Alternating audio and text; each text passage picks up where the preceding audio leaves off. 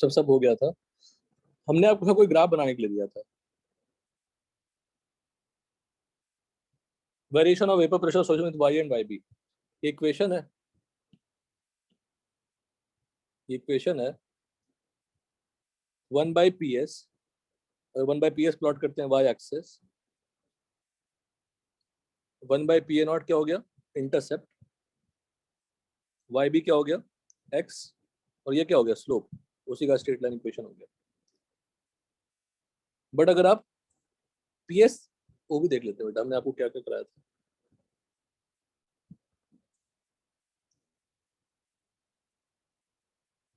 हाँ ऐसा सब तो करा ही दिया था, हाँ ये सब तो करा दिया था बेटा कर, है ना। सो दिस इज द हाँ इक्वेशन। सर। हाँ बेटा ये तो करा दिया था आपको।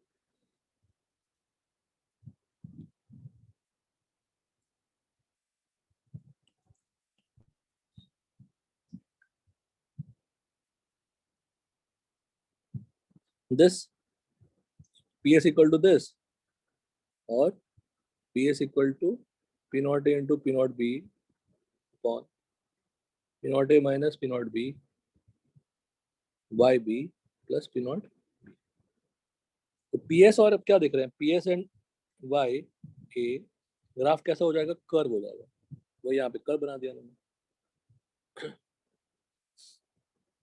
वो ज्वाइन कर दिया।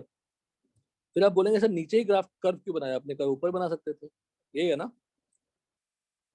जो ऊपर का जो स्ट्रेट लाइन है, स्ट्रेट लाइन का मतलब क्या बेटा, पीएस वर्सेस एक्स बी, जो नीचे का कर्व है कौन सा है, पीएस वर्सेस वाई बी। तो आप बोलेंगे सर ग्राफ नीचे क्यों है, कर्व तो ऊपर भी हो सकता है, कर्व ही तो बनानी है। उसका लॉजिक ये है कि if P not B is more than P not A, then Y B is more than X B. तो अगर ये पॉइंट मैंने पिक किया, इस पॉइंट पे क्या है पीएस, तो उसी पीएस के लिए वाई बी कहाँ पे होगा, उसी हॉरिजॉन्टल लाइन पे होगा ना, क्योंकि वाई तो सेम है ना, वाई एक्सेस। बोलिए बोलो, सुन रहे हैं। हाँ सर। हम कह रहे हैं ऊपर का जो लाइन रेड लाइन है बेटा वो पीएस वर्सेस एक्स बी है, और नीचे का जो ब्लैक लाइन है वो पीएस वर्सेस वाई बी है। पर दोनों में अगर मैं बोलूंगा एक लिक्विड मिक्सचर है, यहाँ पे एक्स बी है, और इसके कोरिस्पॉन्डिंग जो वेपर बन रहा है, इसके कोरिस्पॉन्डिंग जो वेपर बन रहा है वहां पे वाई बी है, पर दोनों के लिए पीएस तो सेम है ना। अगर पीएस दोनों के लिए सेम, दोनों ग्राफ के लिए पीएस सेम है, तो हॉरिजॉन्टल लाइन ड्रॉ कर देंगे तो दोनों पॉइंट पे पीएस क्या हो जाएगा सेम। तो इस पीएस, उसी सेम पीएस के लिए हम क्या देख रहे हैं, ये पॉइंट इस पॉइंट से क्या है ज्यादा, ये एक्स बी का लाइन, ये भी वाई बी का लाइन, तो from left to right X B बढ़ रहा है वाई बी बढ़ रहा है, तो definitely Y B is more than what X B. Any doubt. Yes sir. No sir. तो इस, अगर मैं ऊपर पॉइंट देखूंगा तो कम हो जाएगा ना, इसीलिए अब इस पॉइंट पे अगर मैं एक्स बी लिखूं, इस बी एक्स बी के लिए वाई बी कहाँ पे होगा, यहाँ पे। तो हमेशा रेड लाइन के नीचे ही लाइन मिल रही है ना वो पॉइंट, हेलो, रेड लाइन के नीचे ही मिल रही है ना। हाँ सर। तो रेड लाइन के नीचे मिल रही है वाई बी का पॉइंट, जब ज्वाइन करोगे तो जो कर्व बनेगा वो क्या बनेगा, नीचे बनेगा। क्लियर। Yes sir. ठीक है, सब क्वेश्चन हैं सब जैसे जो आपने कर लिया तो कर लिया। Ideal and non ideal solution, अब ये सब सारे बेसिक बेसिक छोटे छोटे चीजें हैं। आइडियल सॉल्यूशन का मतलब होता है जो राउल्स लॉ ओबे करे, मतलब स्ट्रेट लाइन हो ग्राफ, मतलब ए का जो इंटरमोलिकुलर फोर्स है, बीबी का जो इंटरमोलिकुलर फोर्स है, मिक्स करने के बाद जो इंटरमोलिकुलर फोर्स है, सब क्या होगा सेम।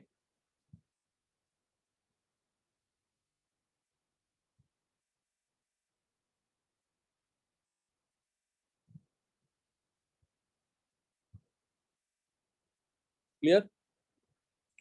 तो जब यस सर। मिलाओगे दो लिक्विड को, उन दो लिक्विड को मिलाओगे जिसका इंटरमोलिकुलर फोर्स सेम ही है, जो नया मिक्सचर बनेगा उसका भी ऑलमोस्ट सेम हो जाएगा। हाँ। बोलते जाओ फटाफट, जल्दी जल्दी। हाँ सर।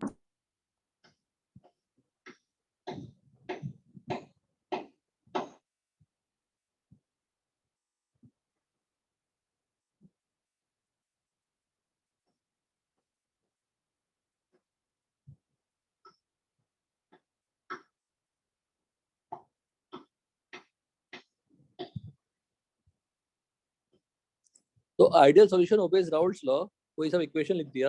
अब जब बेटा इसमें जो अट्रैक्टिव फोर्स है, इसमें अट्रैक्टिव फोर्स है, और मिलाने के बाद भी अट्रैक्टिव फोर्सेस सेम है, तो एनर्जी चेंज होगी क्या बताओ? अट्रैक्टिव फोर्सेस कम होने से या रिपल्सिव फोर्सेस ज्यादा होने से, इनसे चेंज होगी ना। जब अट्रैक्टिव फोर्सेस चेंज ही नहीं हुआ तो इंटरमोलिकुलर फोर्स चेंज नहीं हुआ मिक्सिंग से, तो डेल्टा एच मिक्सिंग को बोलते हैं enthalpy of mixing, equal to what? 0। तो neither heat is released, neither heat is released nor absorbed। Delta भी मिक्सिंग, तो VA का अपना कुछ वॉल्यूम था, VB का अपना वॉल्यूम था, इक्वल टू क्या हो गया? मिक्सचर का। तो डेल्टा वी मिक्सिंग क्या हो जाएगी? 0। अगर अट्रैक्टिव फोर्सेस बदल जाता बेटा, चलो तो यहीं पे तुम नॉन आइडियल समझ लो, आगे का समझना डिफिकल्ट नहीं होगा।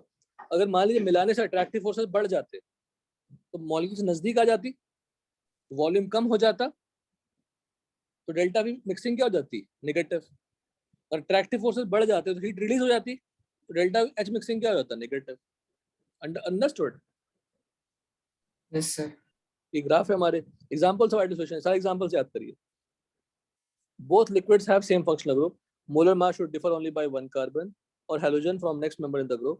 तो हेप्टेन और हेक्सेन, बेंजीन, टोलीन, C2H5Cl, C2H5Br, उनकी प्रॉपर्टी दोनों की क्या है? सेम, ऑलमोस्ट सेम है, ऑलमोस्ट सेम है। तो डाइल्यूट सॉल्यूशन रहता है तो बहुत ज्यादा फर्क नहीं पड़ता, ऑलमोस्ट आइडियल सॉल्यूशन की तरह बिहेव करता है। Otherwise no solution is what? Ideal. Non ideal.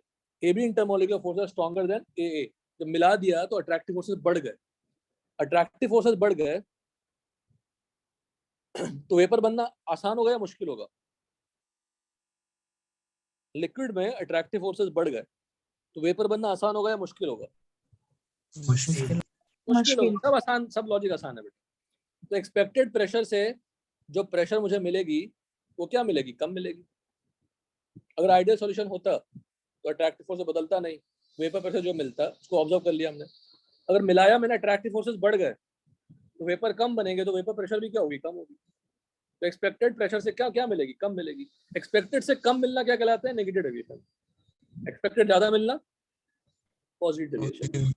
तो ये जो डॉटेड लाइन है वो स्ट्रेट लाइन है, हमें प्रेशर क्या मिल गई? कम, तो क्या हो गया?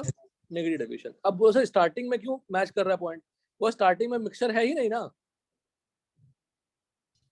स्टार्टिंग वाला पॉइंट क्या है? Xa1, एंडिंग वाला पॉइंट क्या? Xb1। प्योर लिक्विड है तो प्योर लिक्विड का प्रेशर तो सेम ही कांस्टेंट ही रहेगा ना थ्रू आउट। Yes sir. इसलिए वो हो गया सिर्फ। Example acid plus water, base plus water. तो आप बोलेंगे सर कैसे पता एसिड प्लस वाटर? मैं इस एग्जांपल को सेकंड पार्ट में समझाऊंगा। अब पॉजिटिव पहले समझ लो। AB forces are weaker than A and BB। जब मिलाया तो फोर्सेस क्या हो गए? कम हो गए। जो मिलाया तो फोर्सेस क्या हो गए? बोलो। कम हो गए। कम हो गए। अगर मिलाने से फोर्सेस कम हो गए, इसका क्या मतलब हुआ? वीक हो गई फोर्सेस। एग्जांपल देखिए, मैं एग्जांपल आपको यहाँ लिखता हूँ, उसको समझाता हूँ, फिर एग्जांपल नीचे कर लेंगे। C2H5OH प्लस वाटर, बिल्कुल प्यार से समझिए। इसमें H बॉन्डिंग है, इसमें भी H बॉन्डिंग है ना? Yes sir. ज्यादा H बॉन्डिंग किसमें है? क्योंकि अल्कोहल का मतलब क्या बेटा? ROH। R तो नॉन पोलर पार्ट है ना, वो हाइड्रोजन बॉन्डिंग नहीं करेगा।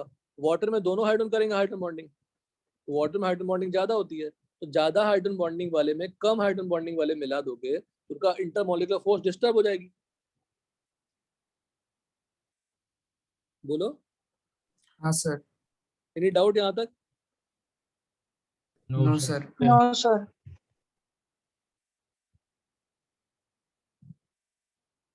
सब लोग क्लियर हैं? Yes sir. ठीक है, नेक्स्ट।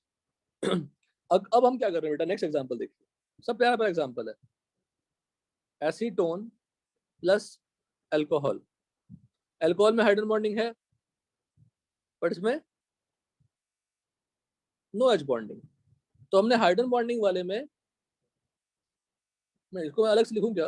रुको, नोट लिखता हूँ, डिस्कशन वाले फाइल, बिल्कुल बड़े प्यार सबको याद हो जाएगा। Examples of positive deviation.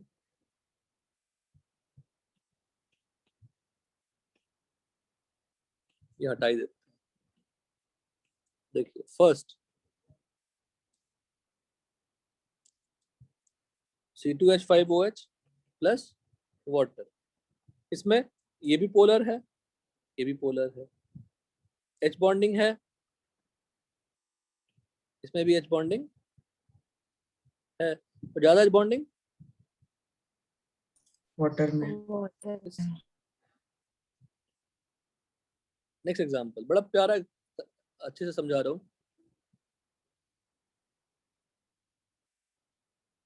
Acetone ले लिया, दोनों ही पोलर है, पर इसमें नो H बॉन्डिंग और इसमें H बॉन्डिंग है। थर्ड एग्जांपल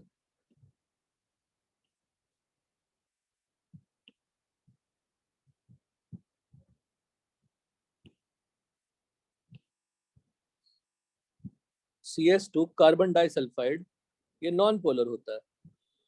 अब ये H बॉन्डिंग लिखने की जरूरत ही नहीं है। तो तीनों एग्जांपल क्लैरिटी मिली।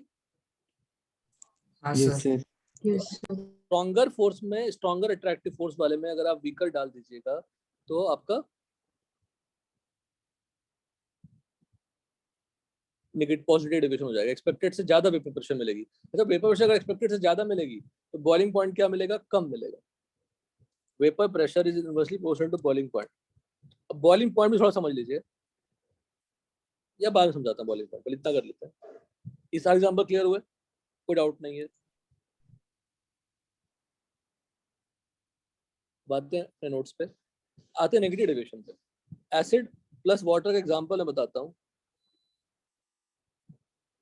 एसिड और वाटर एग्जांपल बताते हैं। HCl प्लस वाटर, कौन पोलर है दोनों में से?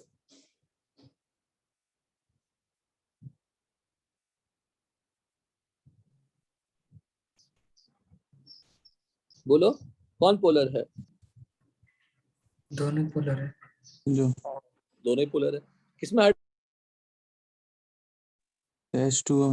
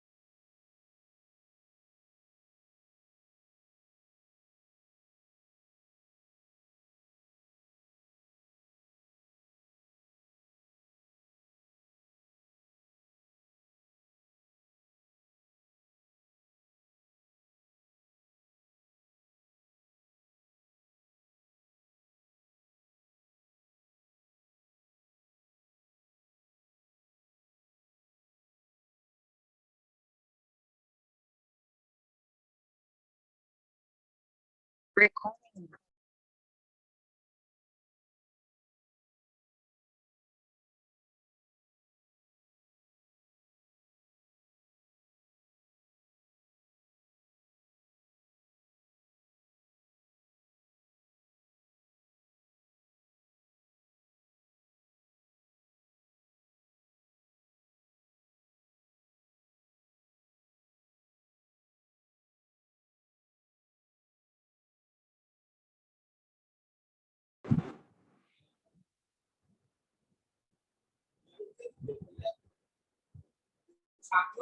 ठीक है, तो आयन डाइपोल अट्रैक्शन ज्यादा होगा या डाइपोल डाइपोल अट्रैक्शन ज्यादा होगा बताओ।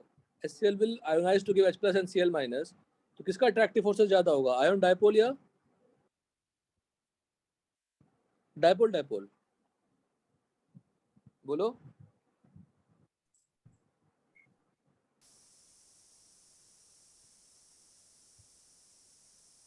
हेलो,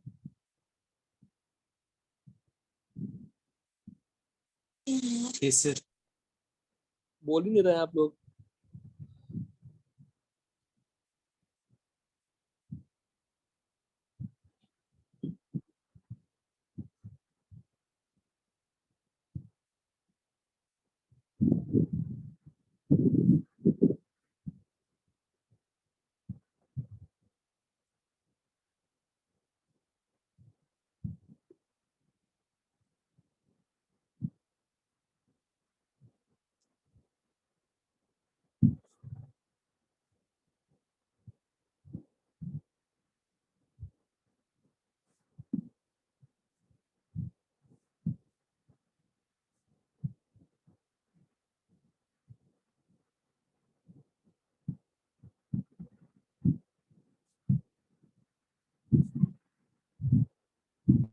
तो HCl को वाटर में डालने से वो आयोनाइज हो जाता है, तो वो नो बॉन्डिंग वाला कॉन्सेप्ट रह ही नहीं जाता, आयन डाइपोल इंटरेक्शन हो जाती है। और आयन डाइपोल इंटरेक्शन से अट्रैक्टिव फोर्सेस क्या होंगे, बढ़ जाएंगे। आयन डाइपोल से अट्रैक्टिव फोर्सेस बढ़ जाएंगे तो प्रेशर कम हो जाएगी, उसको बोलते हैं नेगेटिव डेविएशन। एक्सपेक्टेड से कम होना क्या, नेगेटिव। और नेगेटिव में तीन चीज नेगेटिव है, नाम नेगेटिव है, डेल्टा एच नेगेटिव है, डेल्टा वी नेगेटिव है, प्रेशर कम हो गया। Base plus water same logic. अब सबसे इंपॉर्टेंट इसमें ये वाला है, क्लोरोफॉर्म। एनसीईआरटी एग्जांपल याद करनी पड़ेगी, एसीटोन। एसीटोन में कोई हाइड्रोजन बॉन्डिंग नहीं, क्लोरोफॉर्म में कोई हाइड्रोजन बॉन्डिंग नहीं, पर दोनों को जब मिलाया तो हाइड्रोजन बॉन्डिंग हो गई। तो आप बोलेंगे सर हाइड्रोजन तो कार्बन का पार्टिसिपेट कर रहा है। लॉजिकली पार्टिसिपेट नहीं करना चाहिए, लॉजिकली।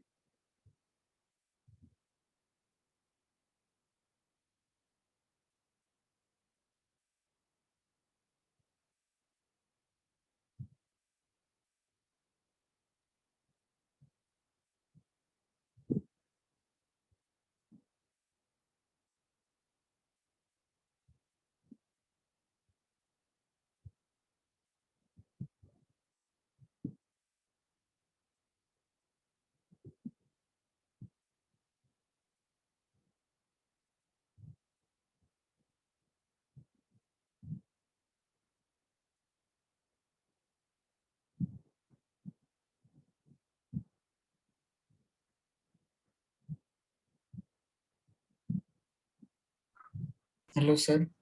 बोलो, क्लियर है यहाँ तक बेटा? हाँ सर। क्लोरोफॉर्म में नो हाइड्रोजन बॉन्डिंग, एसीटोन में नो हाइड्रोजन बॉन्डिंग, पर मिलाया तो हाइड्रोजन बॉन्डिंग हो गई। अब बोलोगे सर कार्बन का हाइड्रोजन क्यों पार्टिसिपेट कर रहा है, hydrogen should be attached to more electronegative element. इसका लॉजिक हम ये बना सकते हैं कि क्लोरीन क्या है, इलेक्ट्रॉन विड्रॉइंग ग्रुप। तो तीन तीन Cl क्या कर रहे हैं, विड्रॉ कर रहे हैं, कार्बन डेल्टा प्लस क्रिएट हो जाएगा। और डेल्टा प्लस अगर बढ़ता है तो इलेक्ट्रोनेगेटिविटी क्या हो जाएगी, ज्यादा। किसी आइटम पे अगर पॉजिटिव चार्ज जनरेट हो जाएंगे तो उसके इलेक्ट्रोनेगेटिविटी क्या हो जाएंगे, बढ़ जाएंगे। हाँ sir. Any doubt? No sir. बोलो, किसी को कुछ पूछना है? नहीं सर। No, sir.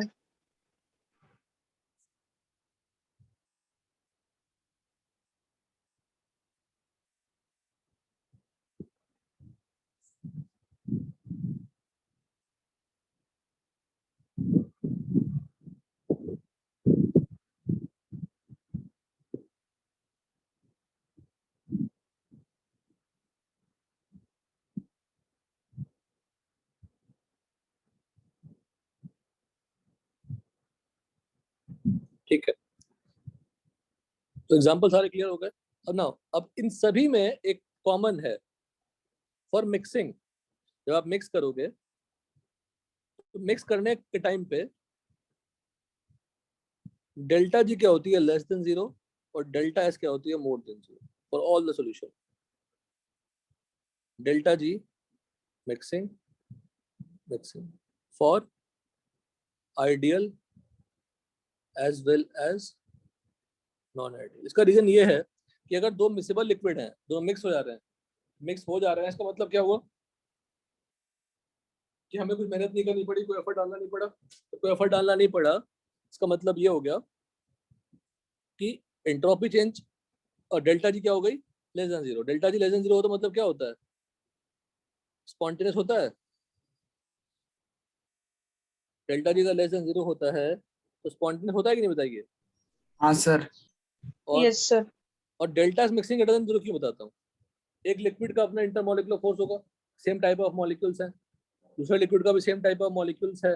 जब दोनों को मिलाओगे तो रैंडमनेस आ गई ना, एक मॉलिक्यूल के बीच में कुछ और मॉलिक्यूल आ गया, दो तीन हाँ। मॉलिक्यूल्स में, उसी को रैंडमनेस बढ़ जाना। तो रैंडमनेस बढ़ जाना, इसलिए डेल्टा क्या है, ग्रेटर देन 0।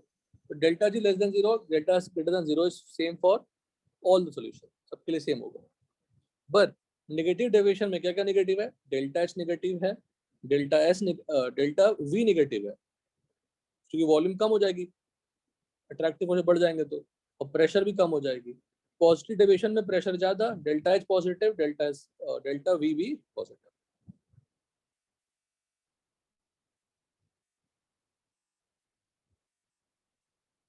तो नेक्स्ट है boiling. Boiling occurs at a specific temperature called boiling point. Boiling occurs at a specific temperature called boiling, but evaporation occurs at all temperature. जैसे आप मान लो किसी कंटेनर में पानी डाल दीजिए, धूप में रख दीजिए, तो धीरे धीरे उसके पानी चले जाएंगे, उसको एवापोरेशन कहते हैं। और बॉइलिंग क्या होता है, बॉइलिंग किसी पर्टिकुलर टेम्परेचर पर, बॉइलिंग पॉइंट ऑफ वाटर हम क्या बोलते हैं, 100 डिग्री सेल्सियस बोल देते हैं। 100 डिग्री सेल्सियस जरूरी नहीं है, but that is a fix temperature. पर एवापोरेशन, पानी का वेपर में कन्वर्ट होना, if you keep a container outside, वो हर टेम्परेचर पे हो सकता है। उसका रीजन ये है कि जब आप एवापोरेशन की बात करते हो तो ड्यूरिंग एवापोरेशन जो सरफेस के पार्टिकल्स हैं, लिक्विड पार्टिकल्स, वही बाहर निकलते हैं, तो इसको सरफेस फिनोमेनन कहते हैं। जब आप बॉइलिंग की बात करते हो तो बॉइलिंग में आप हीट करते हैं, हीट सप्लाई करते हैं, जिससे बल्क के पार्टिकल्स भी बाहर निकल सकते हैं। और थोड़ी अंडरस्टैंडिंग लानी है तो मान लीजिए एक लिक्विड है हमारे पास, लिक्विड है, लिक्विड के सरफेस पे लिक्विड पार्टिकल्स हैं, लिक्विड के पार्टिकल्स आपस में कोलाइड करते हैं सरफेस पे, और हो सकता है उसकी जो काइनेटिक एनर्जी है वो अट्रैक्टिव फोर्स को ओवरकम कर जाए और वेपर बन जाए, दैट इज एवापोरेशन। पर जब आप बॉइलिंग की बात करते हैं तो हम हीट सप्लाई करते हैं, हीट सप्लाई करने से जो बल्क के पार्टिकल्स हैं वो भी बाहर निकल सकते हैं। एवापोरेशन में क्या था, हम हीट सप्लाई नहीं कर रहे थे, सरफेस के पार्टिकल्स आपस में कोलाइड कर रहे थे और उस पर्टिकुलर टेम्परेचर पे वो बाहर निकल रहे थे। अब एक और चीज, जब ये वेपर बाहर निकलेंगे तो प्रेशर लगेगा, पर सरफेस पे टोटल प्रेशर क्या होगा, एटमॉस्फेरिक लगेगा। एटमॉस्फेरिक प्रेशर में वेपर प्रेशर भी कुछ कंट्रीब्यूट करेंगे। जब आप बॉयल करोगे, व्हाट विल हैपन, बॉयल छोड़ दीजिए, समझिएगा, फिर से मैं फिर से समझा रहा हूँ। जब आप किसी टेम्परेचर पे वेपर बना रहे हैं, वेपर बन रहा है, खुद से वेपर जनरेट होगा, तो सरफेस पे सिर्फ वेपर का प्रेशर नहीं लग रहा, एटमॉस्फेरिक प्रेशर भी लग रहा है। आप और बढ़ा रहे हैं टेम्परेचर, और वेपर बन रही है, और सरफेस पे एटमॉस्फेरिक प्रेशर लग रहा है। पर एटमॉस्फेरिक प्रेशर का कंट्रीब्यूशन में किसका ज्यादा बढ़ता जा रहा है, धीरे धीरे वेपर का। सरफेस पे, लिक्विड के सरफेस पे एटमॉस्फेरिक प्रेशर है, जैसे जैसे आप वेपर जनरेट करते हैं वही वेपर क्या करता है, बोलिए। सरफेस पे, हेलो सुन रहे हैं, हाँ सर। सरफेस पे वेपर का प्रेशर लग रहा है, पर सरफेस पे टोटल प्रेशर किसका लग रहा है, एटमॉस्फेरिक प्रेशर का। पर जैसे जैसे आप टेम्परेचर बढ़ाते हैं, what will happen to that vapours, increases, Vapor pressure will increases. But पर सरफेस पे टोटल प्रेशर किसका लग रहा है, एटमॉस्फेरिक प्रेशर का। तो एटमॉस्फेरिक प्रेशर में धीरे धीरे किसका कंट्रीब्यूशन बढ़ता जा रहा है, वेपर प्रेशर। वेपर का। एक समय ऐसा आएगा कि सारा एटमॉस्फेरिक प्रेशर किससे किससे मिलेगी, वेपर से। vapor pressure. बोलो सब लोग, वेपर से। वेपर से मिल जाएगा। जब सारा वेपर से ही मिल जाएगा, हेलो, जब सारा वेपर से ही मिल जाएगा, देन उस सिचुएशन को बोलते हैं boiling. What is boiling point? When vapour pressure is equal to what? P surrounding या पी एटमॉस्फेरिक या पी एक्सटर्नल। जब vapour pressure of liquid P surrounding के बराबर हो जाए, मतलब सारा किसका कंट्रीब्यूशन है? अच्छा, उससे ज्यादा, उससे आगे कोई हो सकता है क्या चीज? उससे तो कुछ नहीं हो सकता। एटमॉस्फेरिक नहीं। प्रेशर लग रहा है, सारा वेपर प्रेशर एटमॉस्फेरिक प्रेशर से मिल रहा है, और सारा एटमॉस्फेरिक वेपर से मिल रहा है, और तो कुछ हो नहीं सकता। मैक्सिमम प्रेशर एटमॉस्फेरिक प्रेशर ही था। तो उस लेवल के बाद पानी तब तक बॉयल होता रहेगा जब तक पानी पूरी खत्म नहीं हो जाए, but what will happen to the temperature? It will be remaining constant. तो डेफिनेशन क्या कहता है? The temperature at which the vapour pressure of a liquid is equal to the surrounding pressure. At boiling point vapour pressure क्या हो गया? P surrounding. P surrounding बोलिए, P external बोलिए, और पी एटमॉस्फेरिक प्रेशर बोलिए। But normal boiling point when P surrounding is 1 atm या 760 mm of Hg। Normal boiling point of water is this, मतलब normal boiling point of water इतना है, मतलब 100 degree Celsius पे water का वेपर प्रेशर क्या है? 1 atm। Very important. 1 atm external pressure है, और बॉइलिंग पॉइंट पे एक्सटर्नल प्रेशर ही वेपर प्रेशर बन जाता है। वेपर प्रेशर ऑफ वाटर क्या बन जाएगा? 1 atm। एनी डाउट यहाँ तक? No sir. अब फिर समझिए, एक चीज और शॉर्ट समझ लेते हैं। मेरे पास दो लिक्विड है, लिक्विड 1 और लिक्विड 2। ये लेस वॉलेटाइल है, ये मोर वॉलेटाइल है, मोर वॉलेटाइल है। एट टेम्परेचर T1 या टेम्परेचर T मान लेते हैं, इसका वेपर प्रेशर ज्यादा होगा। मान लो ये P1 है, ये P2 है, P2 का। P2 ज्यादा होगा। बहुत लॉजिकल है। और दोनों को क्या पहुंचना है? एटमॉस्फेरिक प्रेशर पहुंचना है। दोनों क्या पहुंचना है बोलो? Atmospheric pressure. एटमॉस्फेरिक प्रेशर पे। तो किसको कम हीट सप्लाई करनी पड़ेगी, किसको ज्यादा हीट सप्लाई करनी पड़ेगी? ज्यादा हीट लेस वोलेटाइल को। ज्यादा हीट लेस वॉलेटाइल को। दोनों को पहुंचाना है एटमॉस्फेरिक प्रेशर, दोनों को बॉयल करनी है, तो ज्यादा हीट सप्लाई करना मतलब उनका बॉइलिंग पॉइंट क्या हो गया?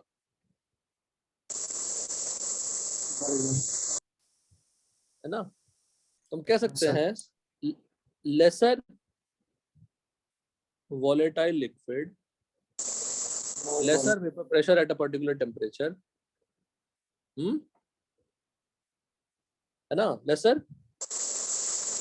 vapor pressure at a particular temperature, more will be what? Boiling point. The vapor pressure is proportional to what? 1 upon, clear? Yes sir.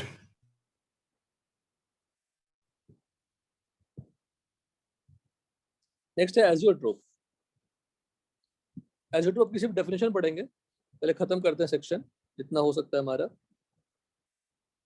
Azeotropes are non-ideal solution of a specific composition showing large deviation। अच्छा, एक बात बताओ,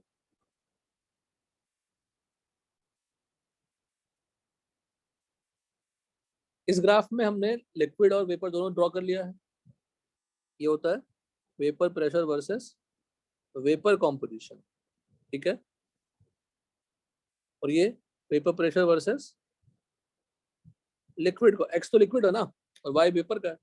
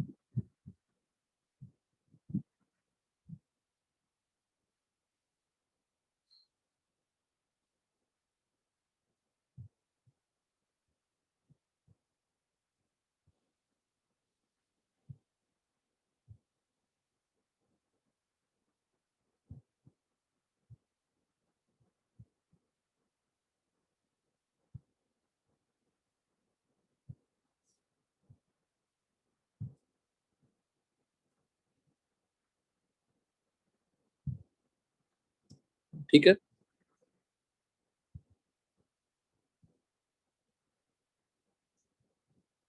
तो इस point पे क्या है बताइए, XA 1 और XB 0, ये प्योर लिक्विड है। इस पॉइंट पे क्या है, XB 1 और XA 0। ये दोनों पॉइंट, इस दोनों पॉइंट पे क्या हो रहा है बताइए, दोनों ग्राफ मीट कर रही है ना। इस पॉइंट पे दोनों ग्राफ मीट कर रहे हैं, can we say that XB equal to YB? Can we say that XB equal to YB? तो YB का भी लिमिटेशन क्या है, 0 to 1 ही है। तो XB इक्वल टू YB, वहां भी XB इक्वल टू YB। तो XB इक्वल टू YB का मतलब क्या है, और यहाँ पे प्योर लिक्विड है, ये प्योर लिक्विड का पोजीशन है ना। बताइए ये पॉइंट कैसा पॉइंट है, प्योर लिक्विड। प्योर लिक्विड पे ही मोल फ्रैक्शन 1 होता है ना, बोलो। अच्छा पानी को बॉईल करोगे तो वेपर किसका बनेगा, पानी का बनेगा या किसी और चीज का बन जाएगा? पानी पे बनेगा। पानी पानी का। का बनेगा, वाटर का वेपर बनेगा।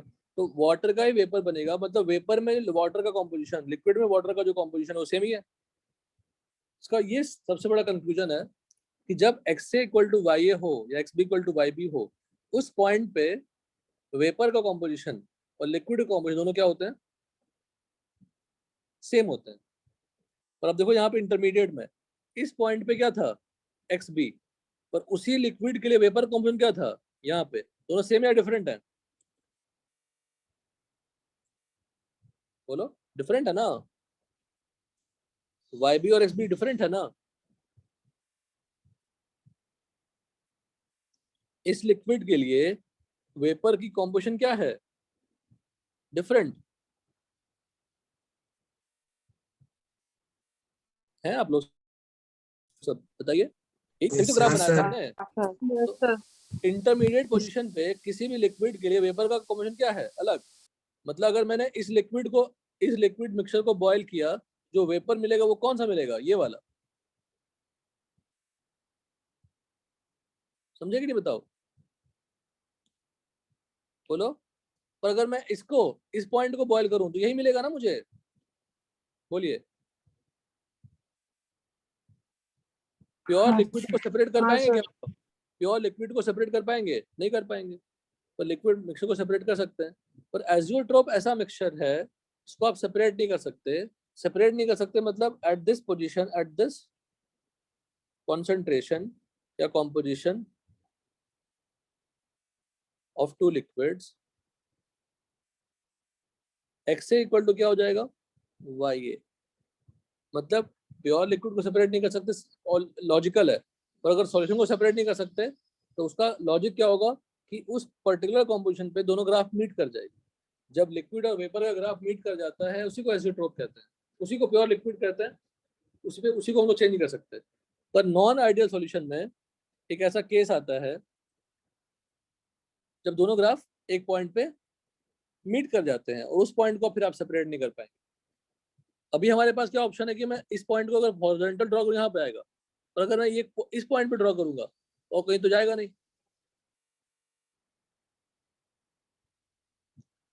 Isotopes are non-ideal solutions of a specific composition, specific at this concentration, which boils at a constant temperature without changing the composition. As the vapor phase composition is same as this or without change in composition. एक बार फिर से उस graph को ले जाऊंगा, फिर से इस ग्राफ पे लाऊंगा मैं आपको। इस लिक्विड कॉम्पोजिशन को अगर आप बॉयल करोगे तो ये मिलेगा वेपर, और इसको बॉयल करोगे तो यही मिलेगा। तो अगर दोनों ग्राफ किसी पर्टिकुलर पॉइंट में मीट कर जाते हैं, उसको बॉयल करोगे तो वही मिलेगा। ठीक है, minimum boiling isotope positive deviation वाले शो करते हैं, maximum boiling isotope negative deviation वाले शो करते हैं। अब कहता है formed by a solution showing large positive deviation, the boiling point of this isotropic mixture। देखो आप यहाँ देखो, यहाँ तो मीट कर रहे थे, यहाँ भी मीट कर रहे थे, पर बीच में भी मीट कर रहा है। मीट कर रहा है मतलब इस पे अगर हॉरिजॉन्टल लाइन बनाओगे तो लिक्विड का वेपर का दोनों के लिए एक ही पॉइंट आएगा, दोनों के लिए जब एक ही पॉइंट आएगा तो इस लिक्विड को बॉयल करोगे तो वेपर भी क्या मिलेगा, यही लिक्विड का कॉम्पोजिशन मिलेगा। That is the logic of azeotrope. तो एज़ोट्रोपिक मिक्सचर को आप सेपरेट नहीं कर सकते। हमने ऊपर क्या पढ़ा ग्राफ, ऐसा ऐसा पढ़ा या ऐसा सही पढ़ सकते हैं डिपेंडिंग ऑन किस कौन लेस वोलेटाइल है। तो this graph is compose of two factors, ये प्योर लिक्विड, ये प्योर लिक्विड, ये is not a pure liquid but behaving like what, pure liquid, इसको आप सेपरेट नहीं कर सकते। तो मैं और डिटेल्स में जाऊंगा, यहाँ देख लेते हैं। जिसका वेपर प्रेशर ज्यादा उसकी बॉइलिंग पॉइंट कम। तो इसी ग्राफ को अगर मैं वाई एक्सिस बदल दूं, टेम्परेचर ले आऊं, तो बॉइलिंग पॉइंट जिसका वेपर प्रेशर कम उसका उल्टा हो जाएगा। तो मतलब ये नीचे आ जाएगी और ये ऊपर जाएगा, ये भी क्या हो जाएगा, नीचे आ जाएगा। तो जो एज़ोट्रोपिक कॉम्पोजिशन है उसकी वेपर प्रेशर क्या मिली, ज्यादा, उसकी बॉइलिंग पॉइंट क्या मिलेगी, कम। दोनों से ज्यादा है, दोनों से बॉइलिंग पॉइंट क्या हो जाएगी, कम हो जाएगी। एग्जाम्पल C2H5OH plus H2O, इसको रेक्टिफाइड स्पिरिट कहते हैं।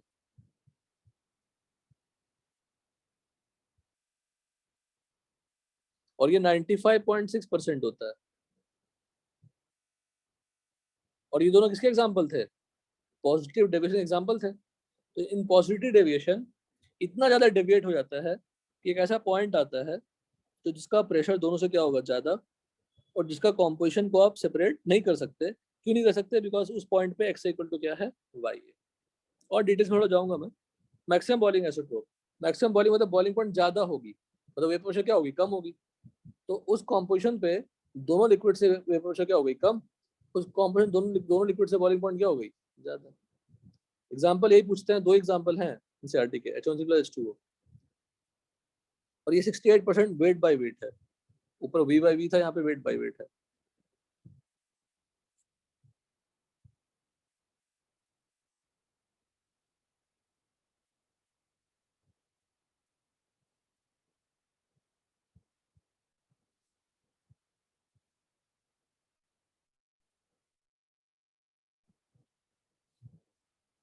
ठीक है, ये भी हो गया। हाँ, इसे पॉइंट पढ़ना। First drop of condensate is form, मतलब कुछ नहीं है, P इक्वल टू PS निकालना है। बस ये सेंटेंस अलग तरह से पूछते हैं, उसको रीड कर लीजिएगा। कॉलिगेटिव प्रॉपर्टीज, कॉलिगेटिव प्रॉपर्टीज बहुत आसान सा सेक्शन है, CP शॉर्ट फॉर्म हो गया। डेफिनेशन पढ़िए। जो प्रॉपर्टी सॉल्यूशन का सिर्फ नंबर ऑफ सॉलिड पार्टिकल्स पे डिपेंड करे, not nature of solid particles, सिर्फ नंबर पे,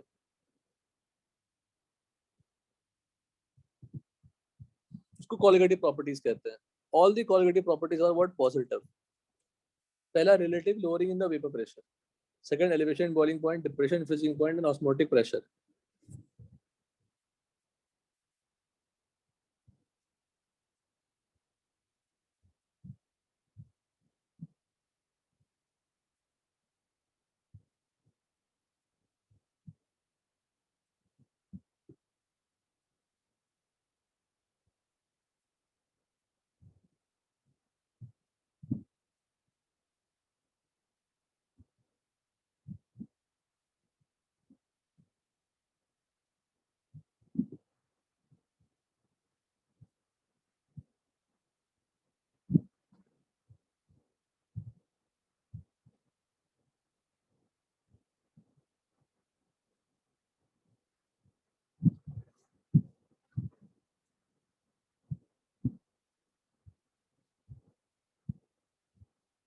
अब देखिए, what is non-volatile solute? Solute which does not have tendency to form vapors. Solids are non-volatile. Urea, glucose, sucrose सब non-volatile है। पहला relative lowering in vapour pressure, बड़ा simple है। देखिए, हमने ये प्योर लिक्विड लिया, इसका वेपर प्रेशर P0 है, तो नॉन वोलेटाइल सॉलिड हमने मिला दिया, तो वो PS हो गया। अब PS और P0 को कंपेयर देखो कैसे करते हैं, बड़े प्यार से, कि ज्यादा कौन होगा। तो फिर कंक्लूड करेंगे PS equal to PA plus PB। अब B क्या है, नॉन वोलेटाइल, तो B का प्रेशर कुछ होगा क्या, बताइए, बोलो। B अगर नॉन वोलेटाइल है तो प्रेशर नहीं होगा कुछ। B अगर नॉन वोलेटाइल है तो P0B क्या हो गया, 0। तो PB भी क्या हो जाएगी,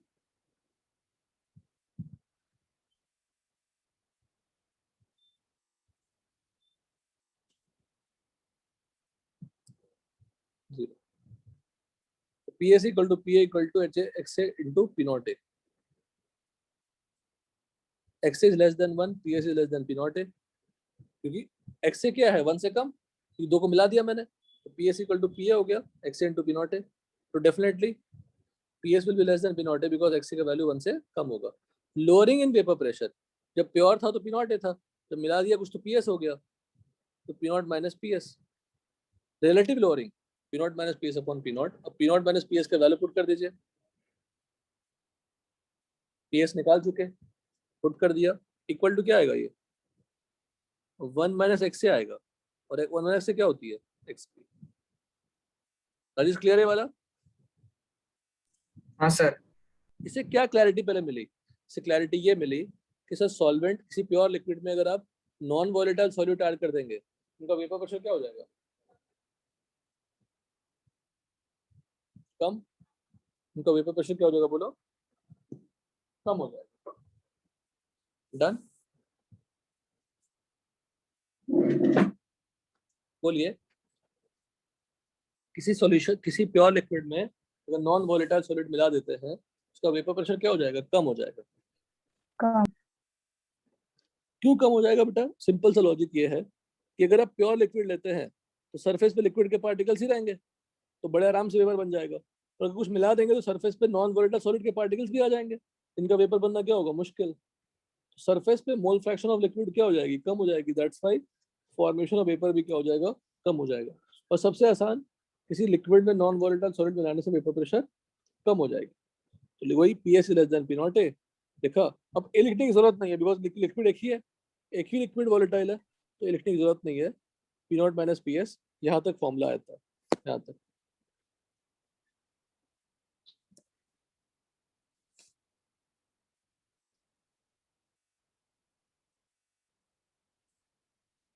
आपको एक छोटा सा डेरिवेशन करने के लिए बोलूंगा जो काम आएगा आपको। तो relative lowering of vapour pressure क्या था बताओ? Relative lowering of vapour pressure P not minus PS upon P not equal to XB। XB क्या है, NB upon Na plus NB। NB क्या है, सॉल्यूट का। इससे आप एक इक्वेशन जनरेट कर सकते हो, P not minus PS upon PS NB upon Na for all solution. Try to do mathematically, लेकिन ला सकते हैं। मैं बहुत बता देता हूँ, इसको रेसिप्रोकल करना तो ये भी रेसिप्रोकल हो जाएगा, फिर -1 करना, -1 करना, फिर रेसिप्रोकल कर लेना, तो आपको रिजल्ट आ जाएगी। मैथमेटिकली प्रूफ करनी। फॉर डाइल्यूट सॉल्यूशन,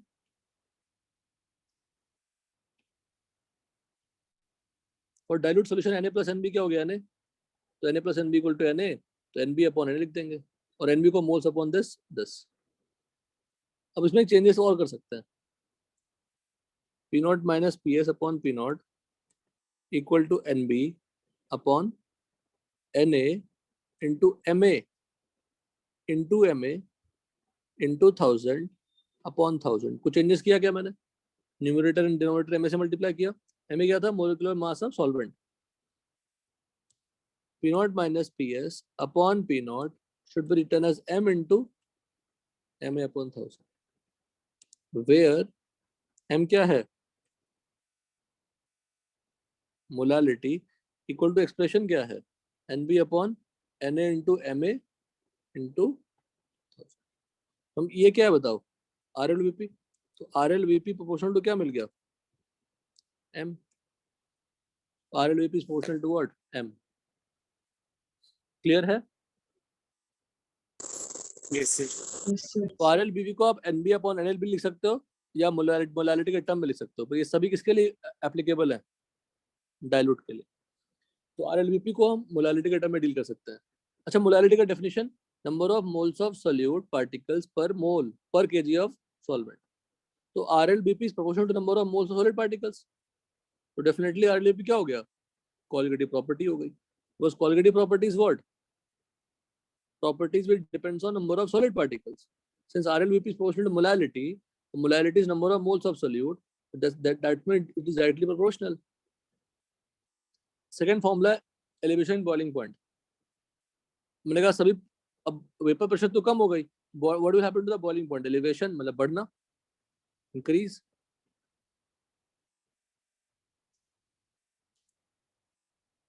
तो सॉल्यूशन का जो बॉइलिंग पॉइंट है वो क्या हो जाएगा प्योर लिक्विड से ज्यादा। Difference is what, elevation boiling point equal to KB into M. KB constant है, एम मोलैलिटी है।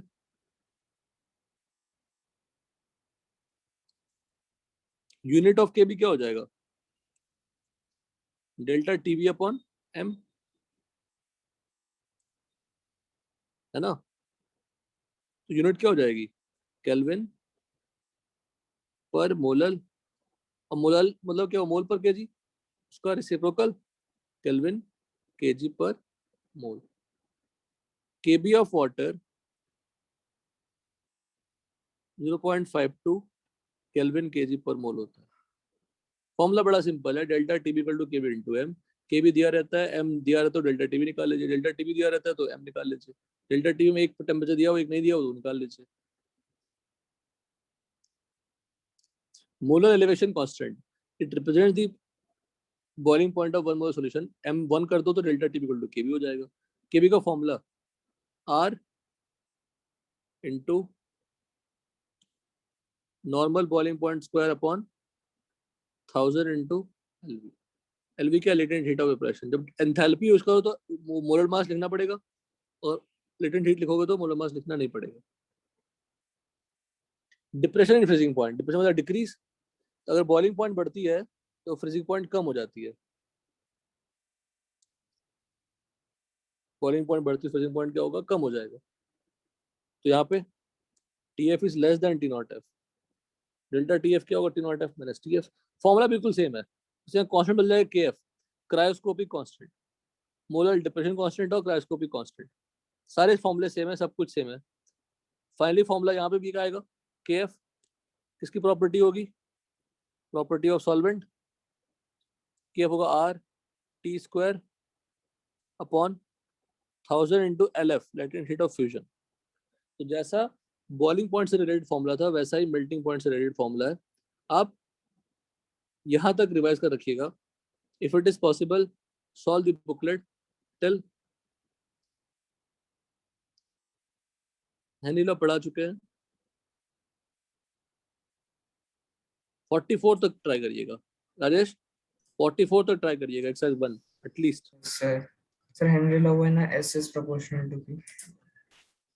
ऐसे फॉर्मूला नहीं यूज करना है ना, P equal to KHX use करना है। यूज क्या करना है वो देखोगे ना, ठीक है ना। हेलो, हाँ सर। ठीक है, चलिए ओके बेटा। Bye sir. नेक्स्ट क्लास में टॉपिक थोड़ी सी पार्ट है वो खत्म हो जाएगी, then will move the discussion part, then will move to the next chapter. Yes sir. Clear, ठीक है। Bye.